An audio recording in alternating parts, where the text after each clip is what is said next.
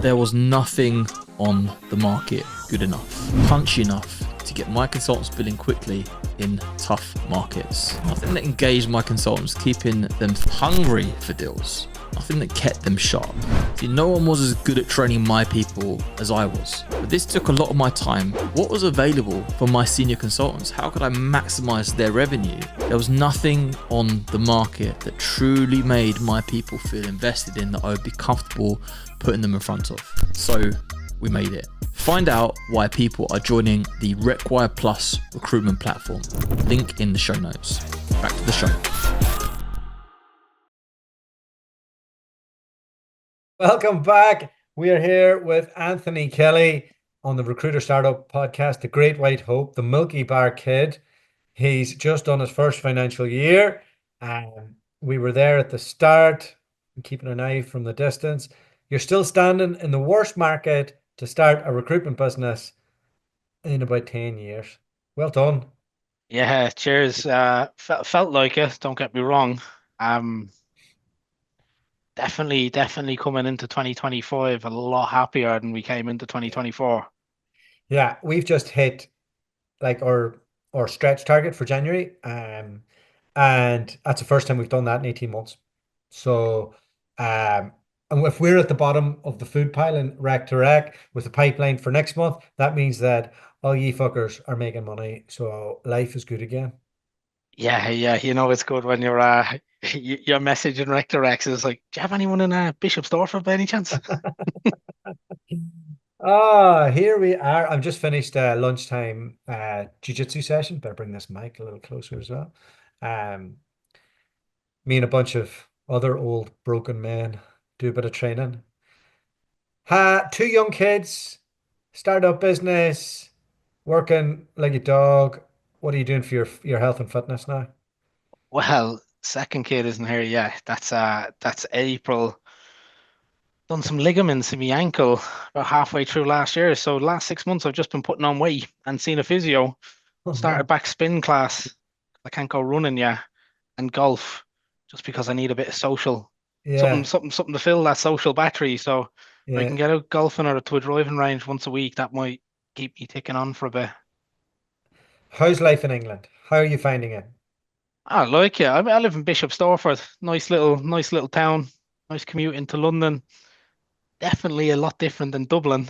Yeah, Palmerstown. It's nice, handy, it's quiet. yeah. The boy done well, hey? Yeah. So tell me, first year in business, walk me through where you started, where you ended up, and what your key lessons learned were, and maybe some things that knowing what you know now you would have changed. Yeah, I mean, I'll start off, and I mean, coming into 2024, we'd no clients. Although, look, we've come from the Trinovo group. None of our existing clients were big heavy hitters in the AI space, so we thought we'd get a lot of low hanging fruit that didn't exist. See, number one, you cannot rely on low hanging fruit. Can't rely on customers that used to work with you going to work with you when you have a different brand or logo behind you. Um, didn't really get the BD machine going the end of 2023, What which, what what part of that do you think you could have changed, the BD machine? well, that's what I was going to get on and say. When we done our initial hires, we hired a lad that was contract in CRM systems and Microsoft Dynamics. Brought him over to do perm, um, and then we hired two trainees. Hard. So ultimately, we were trying to build a business with three people that had no idea what AI recruitment was. Probably took a lot of my time. Would have been should have just hired the senior lad, um, and then sort of let him get up to a bit, and then Were sort of you take were on you at a people. point where you had a budget for a senior lad that you could have made that decision instead of two juniors? No, I went and got all three at the same time. Yeah. Yeah, so if I sort of spread it out a little bit, because the time I was spending and trying to give to everyone else, I wasn't able to dedicate to me. But for the first 6 to 9 months, obviously only were making any revenue. Um, So that was difficult. And then when these came in, I had less time. It just became a bit hard. Now, I mean, look, don't get me wrong. We're a year on now. One of the trainees isn't here, and one of them signed 15 new customers and is billing quite consistently. He actually does the US market now as well. So you can be happy if he's doing a deal a month in the US. So Yeah, he's for sure, right? he's he's What he's what's getting on what's really the well. average fee in the US? So he's got an offer out at the minute. It's 48K. Wow. That's serious. Ah, So yeah, we're sort of the markets that we're doing in the US, we're seeing anything from 40 right up to 70. It's mental money. That's just off 20%, not even pushing them up to 25. wow. So that's mad. What was the story with the Chinese AI company that came in during the week? I seen that.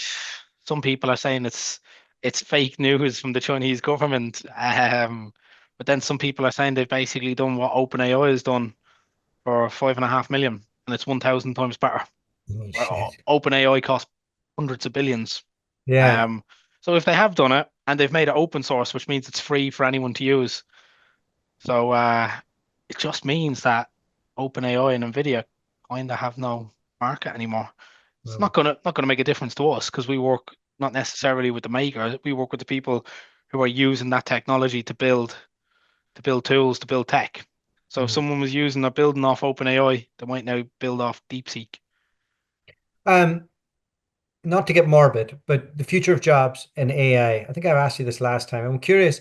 The world has changed dramatically since then, right? It's it's I, it's just gone full tilt for AI. What are you seeing? What are you seeing in terms of do you see any fears that like jobs are disappearing or is a new industry coming about, or what are you what's your inside baseball take on it? Yeah, I mean, there's definitely new industries. Even for us, when we set up, we were like, oh, we're an AI recruitment business, machine learning, deep learning, and then we've probably done about 50 to 60% of our work placing research engineers and research scientists, which, to be honest, wasn't the market that I knew existed. Mm. Looking at stuff like quants and uh, quantum computing, again, new stuff that we never really looked at before, but just fits in really nicely. And people are sort of moving over from software engineers into these spaces. It's not getting rid of software engineers anytime soon. It's I think the only thing that I've seen really impacted by it would be our content writers. Yeah, right. Well, they're But gone, right? but yeah, I know. But if you do that now, every SEO is if you do content on ChatGPT or whatever it is, it's automatically flagged up as Gen AI content, and it goes to the bottom of every pool. So AI generated content can't even be visible, pretty much like on Google or LinkedIn downgrades your posts. So you could probably do it one now if someone wanted to write authentic posts. Yeah, Um, maybe, there's maybe. that. We got told we'd have self-driving cars by now. We got told that 5 years ago. We still don't. So I don't think it's going to get rid of anything in the next 2 years. It would have to change the law, but it's definitely there for, let's say, helping. Like we see Gen AI tools for everything. We're seeing them now for recruiters that you get your little recruiter co-pilot that's going to write you your ads and transport. Have you tested it? I've seen some. I've used one for outbound BD. It was Yeah. horrible. It's horrible. Man. Yeah, it was. It just didn't look right. It doesn't write like me. It doesn't sound like me. It's definitely not something I'd say. And then it mass mails 100 personalized messages to people, uh, telling them stuff. Is like my message you would be Aye. like, be like, you're BJJ crazy. Let's connect. And you'd be like, Oh, whoa, it's a bit cringe. I'd never do that. And I it know. didn't really work, but it does that at scale, and you Yeah. really want to put quality over it.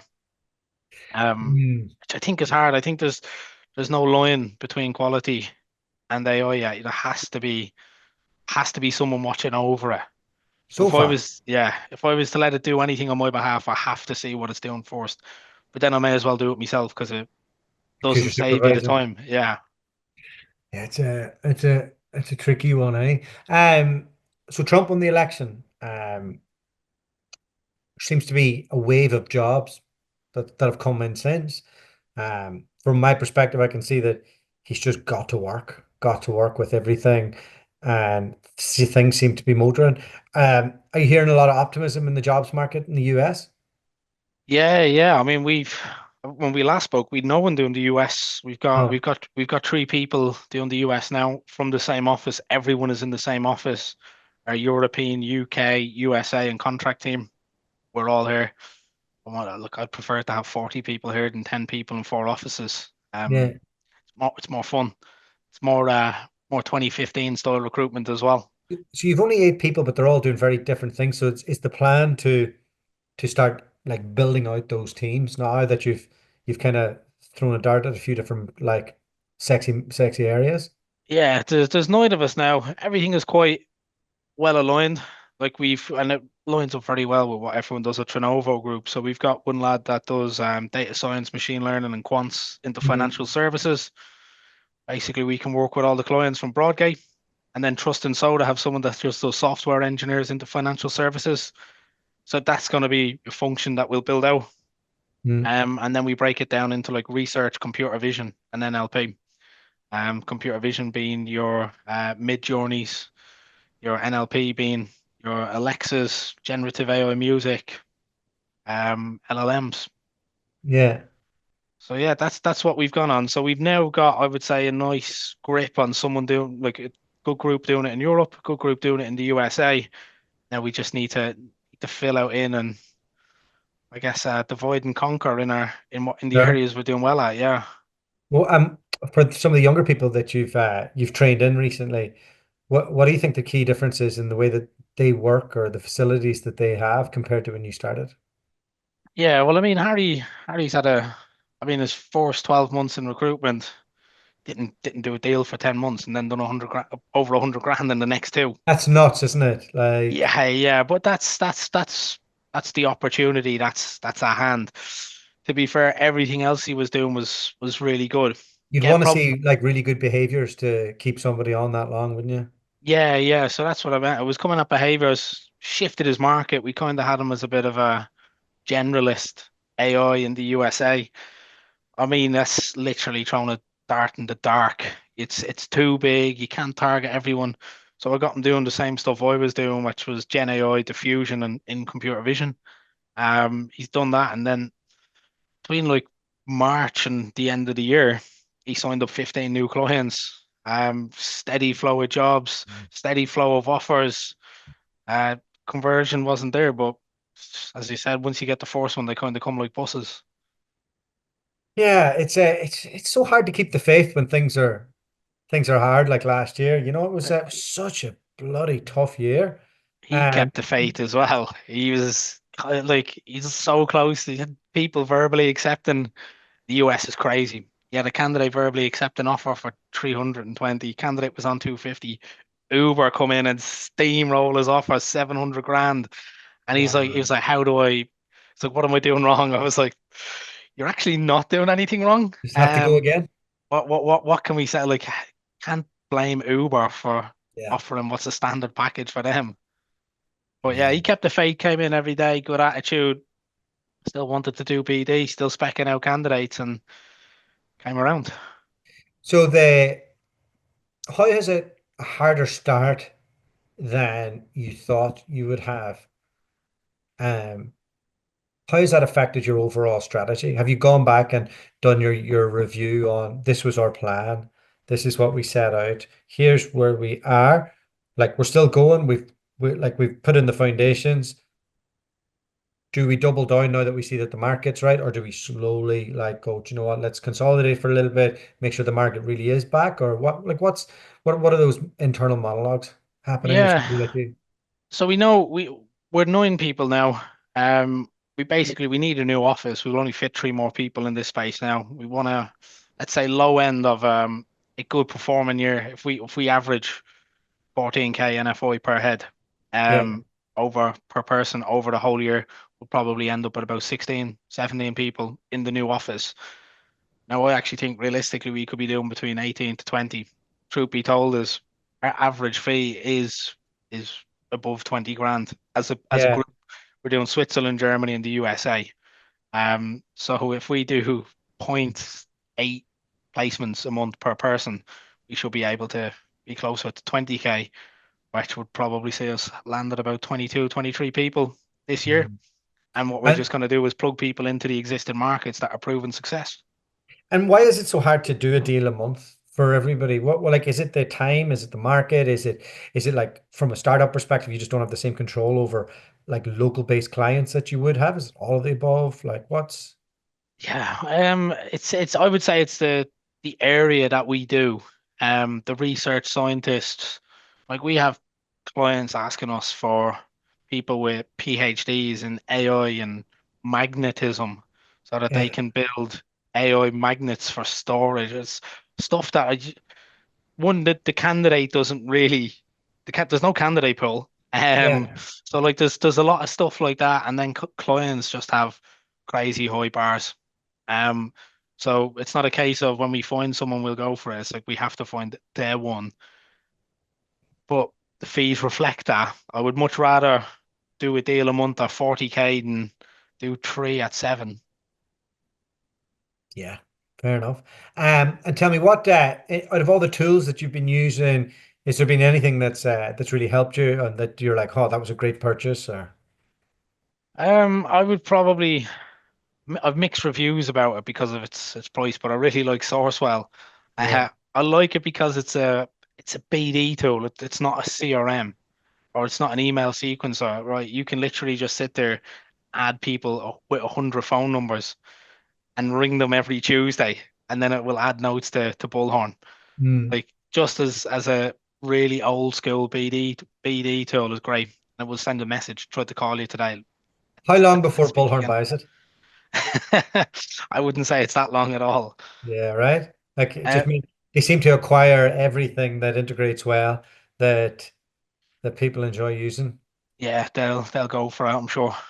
Yeah. The other one, I don't know if I should say this, is Dripify, but it's really good. Like the reply rates on Dripify are probably 5x of what they are on Sourcewell emails. Oh, yeah, we use both. Both are Yeah, working quite well. It's a funny one. Like feel like there hasn't been confidence in the marketplace. And now whether people are just too tired of staying in the same job, people seem to be moving again and it seems to be alive out there. grass is getting greener. If I was to say one of the biggest things that's changed, probably is about last year. Um, I wanted to start working with VCs, so I just always ask people for referral into their VCs. Hmm. Now I've just been going out and meeting VCs, and it's not a case of winning one business and one or two jobs. You're getting VC referral networks from partners, and just becomes it's a lot warmer. How did you go about that? Um, I just start asking all the founders I was placing with, can you refer me to your VC? Who's your partner? You can check on Crunchbase who the lead person was at that round from what VC, and you can just send them a message. You're the lead investor at this company. I've hired 10 AI people with them. Let's connect. Then you Yeah. message them. I see you're on the board for this company. Can we have a talk about supporting them? Ah, Very simple. Some of the most simplest BD I've ever done. yeah. Proof of concept, and then you go further up the food chain, and then they open the doors for the others. It's not rocket Yeah, science, right? no, it's not. And it cuts out all the crap of dealing with recruiters, founders, them saying they can't do it versus the person who gave them the money saying, no, you need to make these hires, use them. Yeah. And with the office that you have there, are you thinking you're just going to put 50 people in this location as opposed to open up other regional areas?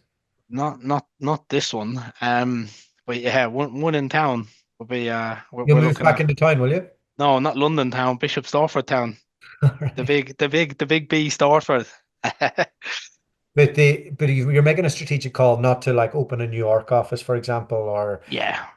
Yeah, I want to hear. I think like even the people that do the US recruitment, just get like so many of our clients are Europe and US. It's just too much separation, too many types of different communication that has to be done between us internally. Candidates in our market are nearly, I'd say, 50% remote all the time anyway. Mm. So we need to be together.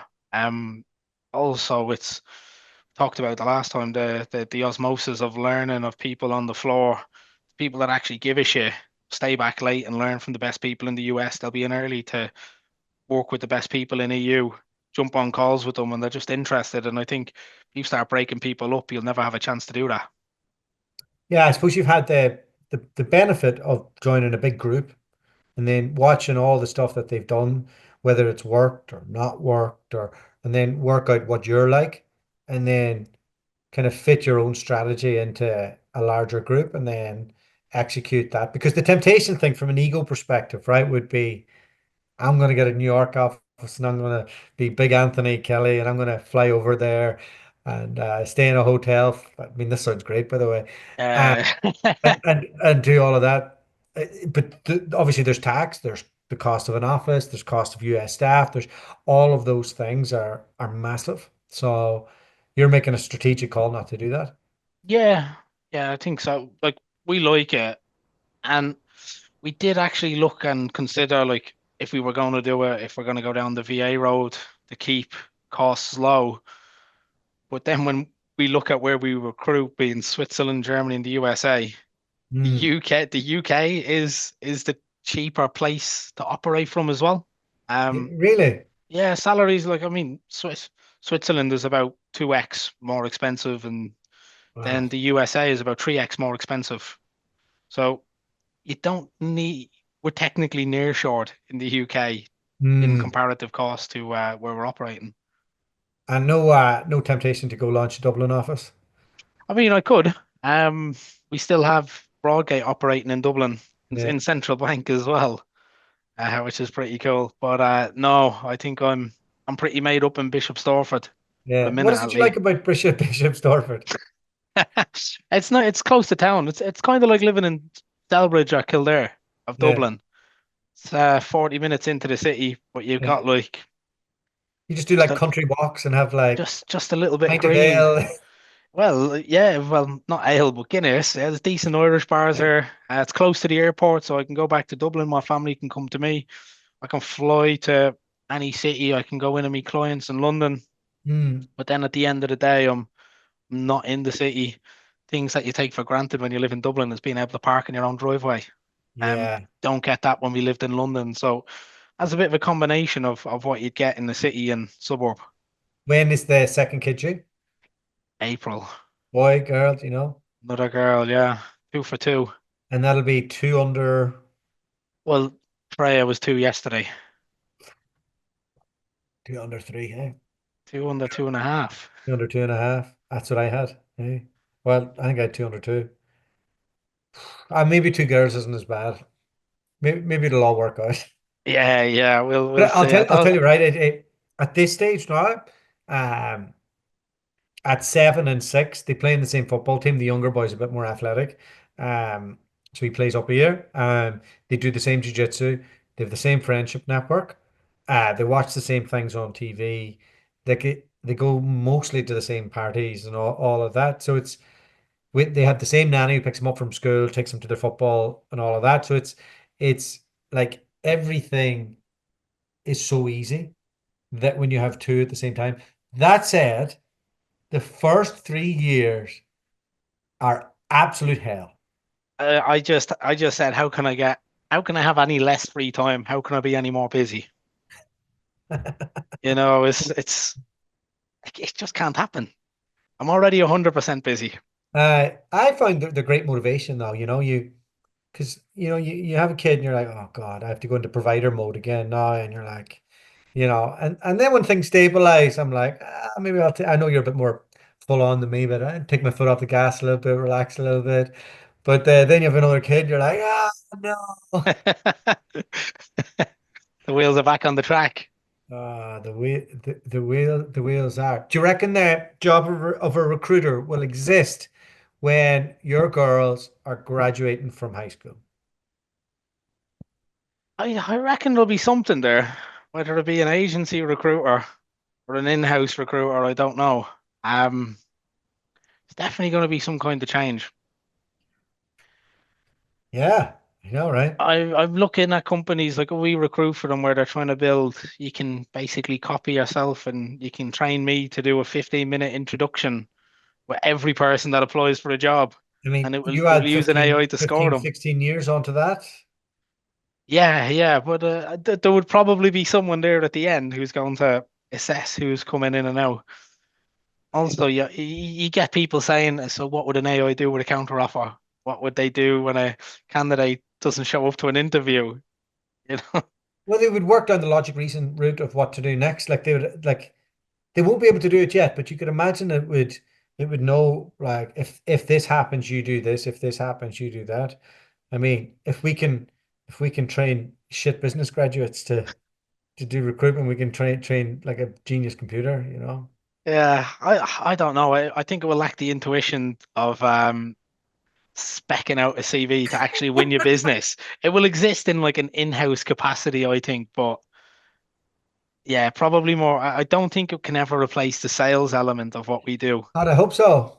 I hope so. Well, we'll see. I mean, I do wonder with my own children now. I'm like, maybe they could like learn a bit of like some construction skills or something that'll like stuff that won't go away. Like the episode of South Park where all the lads that fix the sinks and the plumbers are millionaires. Oh man, I don't know. I get a bit morbid when I think too much about it. And then I was interviewing a Logan from Dartmouth, and he's just done two events on his company over the last year. He's a really clever guy, and he says, I asked him, so like, do you fear for the future? Do you like the next 5, 6 years? Do you think will exist? Do you think this? And he said, look, I had this conversation with my non-exec, or chairman, and who's done loads of transactions in the past. And he said to him, just don't focus on it. Focus on what you can control. If you build a great asset in the next 7 years, somebody will want to buy it. So just focus on that, like adding value, create a great asset, and that's all you have to worry about. Good, I haven't put too much thought that I'd be hiring people that will replace me in 10 years. So 10 years, eh? 10 years. If you're still at it in 10 years, has it worked out or has it not? we could be doing that. I have we're going to hopefully open up Deep Rec VC in the end of Q1, What's and then that? Deep Rec Venture Capital. So talk to me about that. So we're EBITDA positive. Yeah, So what we're going to be doing is putting a percentage away every month of our positive EBITDA revenue to invest into pre-seed and seed level startups.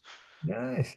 So long-term hope is that we can create like this sort of selfish ecosystem where we get introduced to other deep tech VCs, deep tech companies.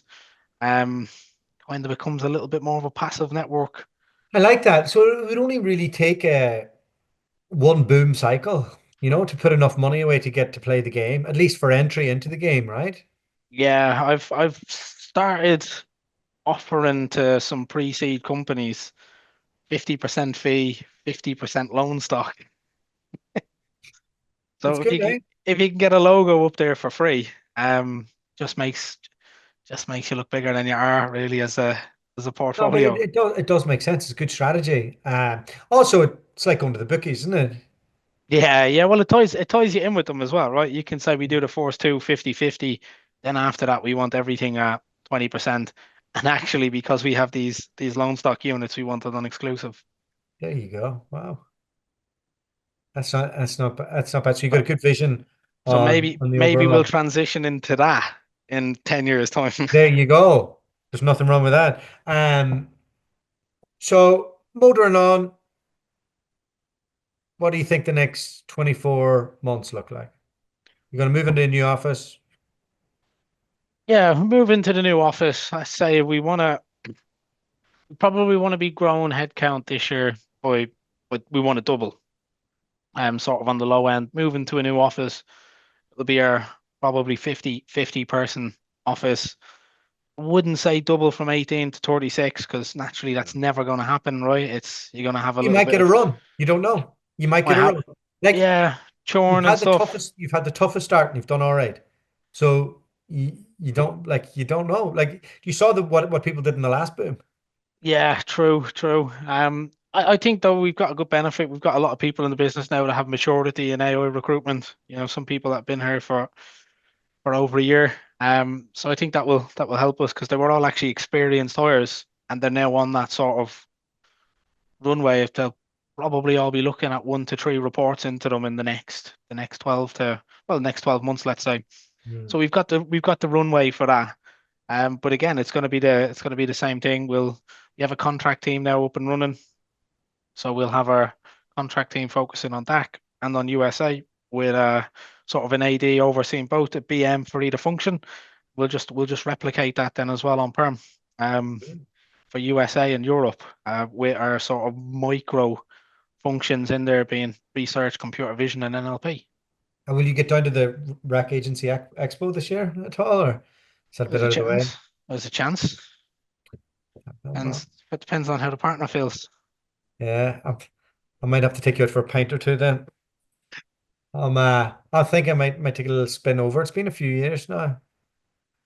So Yeah, it's two for me.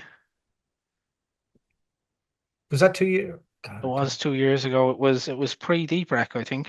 yeah, yeah, just when you were launching, right? Yeah, yeah, yeah. Well, we hadn't. We were stealth. You're in stuff. It's okay, very good. All right, I think look, that's us today. Thanks for coming on. I'm looking forward to catching up in another 12 months and seeing where you're at, and hopefully get a pint of the black stuff in the Agency Expo this year. Bishop Stortford even. Bishop Stortford even, yeah. All right, good lad. See you later. See you later.